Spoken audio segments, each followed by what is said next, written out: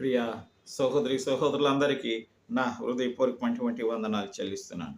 ఈ సమయంలో Bible గ్రంథమందు Romans రాసినటువంటి పత్రిక 6వ అధ్యాయము 23వ వచనం చదువుకుందాం.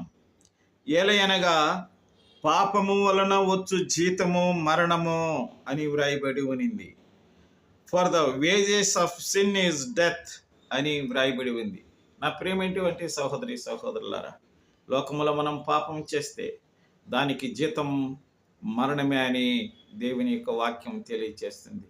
కనుక ప్రార్థన చేసుకుందామా? మా పరలోకమందునటువంటి మా పరమ తండ్రి, అవును స్వామి, లోకములో మమ్మల్ని పెట్టావు స్వామి, పోషిస్తున్నావు, నీ కృతజ్ఞతలు. పాపం చేస్తే ప్రభువా మా జీతము మరణమే అని చెప్పావు స్వామి.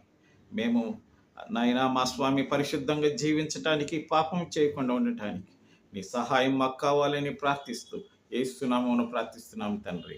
ఆమేన్.